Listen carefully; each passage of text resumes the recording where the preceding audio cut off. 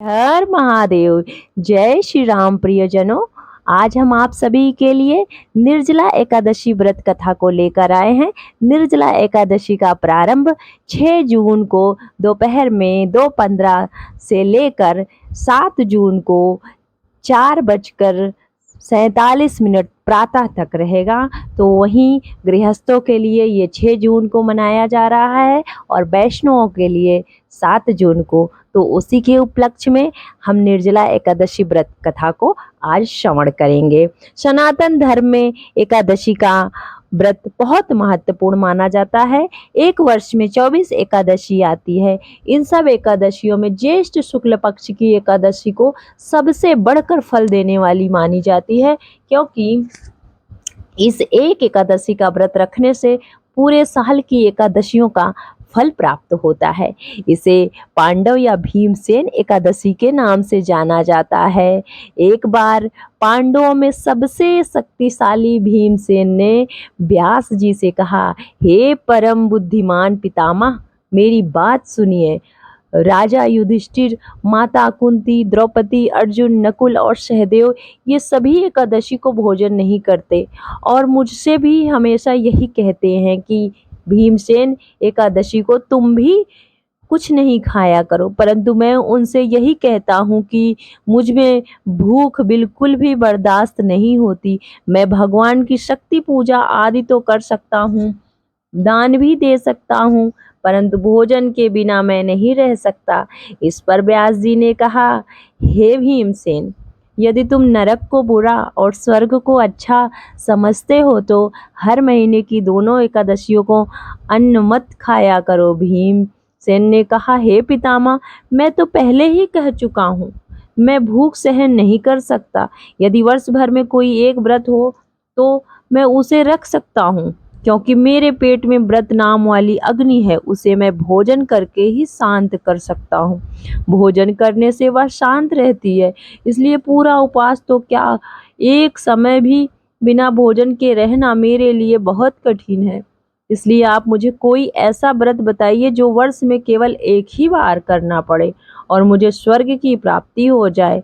यह सुनकर व्यास जी ने कहा, हे पुत्र, बड़े बड़े ऋषियों ने बहुत से शास्त्र बनाए हैं जिनसे बिना धन के थोड़े परिश्रम से ही स्वर्ग की प्राप्ति हो जाती है।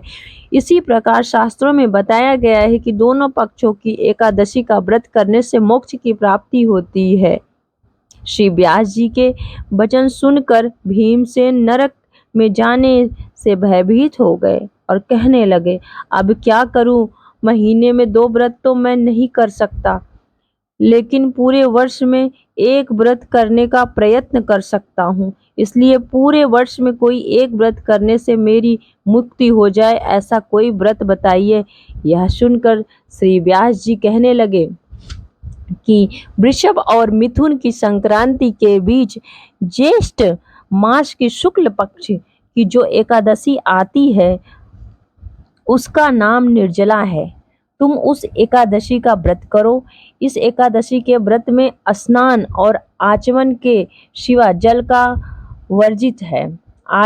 आचमन में 6 मासे से अधिक जल नहीं होना चाहिए, अन्यथा वह मद्यपान जैसा होगा।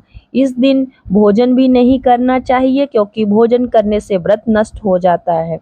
यदि निर्जला एकादशी में सूर्योदय से लेकर द्वादशी के सूर्योदय तक अगर कोई जल ग्रहण ना करे, उसे सारे एकादशियों का व्रत का फल प्राप्त हो जाता है। द्वादशी को सूर्योदय से पहले उठकर स्नान आदि करके ब्राह्मणों को दान देना चाहिए।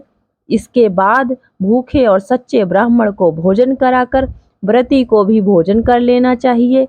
इसका फल पूरे वर्ष की सभी एकादशियों के बराबर होता है। व्यास जी कहने लगे, हे भीमसेन, मुझे स्वयं ये बात भगवान ने बताई है।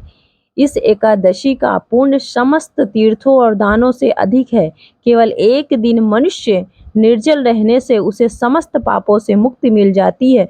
जो मनुष्य निर्जला एकादशी का व्रत करते हैं, उनके मृत्यु के समय यमदूत आकर नहीं घेरते, उन्हें तो भगवान के पार्षद पुष्पक विमान में बैठाकर स्वर्ग ले जाते हैं। अतः संसार में सबसे श्रेष्ठ निर्जला एकादशी का व्रत है, इसलिए पूरे यत्न के साथ इस व्रत को करना चाहिए। इस दिन ओम नमो भगवते वासुदेवाय मंत्र का उच्चारण करना चाहिए। हो सके तो गोदान अवश्य करना चाहिए। इस प्रकार श्री व्यास जी की आज्ञा अनुसार भीमसेन ने इस व्रत को किया, इसलिए इस एकादशी को भीमसेनी एकादशी कहा जाता है। इसे पांडव एकादशी भी कहा जाता है। निर्जला व्रत करने से पूर्व भगवान से प्रार्थना करें कि हे भगवान, आज मैं निर्जला व्रत करता हूँ, दूसरे दिन भोजन करूंगा, मैं इस व्रत को श्रद्धा पूर्वक करूंगा, अतः आपकी कृपा से मेरे सभी पाप नष्ट हो जाएं। इस दिन जल से भरा हुआ एक घड़ा वस्त्र से ढककर दान करना चाहिए। जो लोग इस दिन यज्ञ आदि करते हैं उनका फल तो वर्णन ही नहीं किया जा सकता। इसलिए एकादशी के व्रत से मनुष्य विष्णु लोक को प्राप्त होता है। जो मनुष्य इस दिन अन्न खाते हैं वे चांडाल के समान हैं, वे अंत में नरक में जाते हैं। जिसने निर्जला एकादशी का व्रत किया है, चाहे वह ब्रह्म हत्यारा हो, मदिरा पान करता हो, चोरी करता हो या गुरु के साथ द्वेष करता हो, इस व्रत के प्रभाव से वे स्वर्ग को जाते हैं। व्यास जी ने कहा, जो पुरुष या स्त्री इस व्रत को श्रद्धा पूर्वक करते हैं उन्हें सबसे पहले भगवान का पूजन करना चाहिए, फिर गोदान करना चाहिए और उसके बाद ब्राह्मणों को मिष्टान या दक्षिणा देनी चाहिए। इसके बाद जल से भरे कलश का दान अवश्य करना चाहिए। निर्जला के दिन अन्न, वस्त्र, जूते आदि का भी दान करना चाहिए। जो मनुष्य भक्ति पूर्वक इस कथा को पढ़ते हैं, सुनते हैं, उसे निश्चित ही स्वर्ग की प्राप्ति होती है।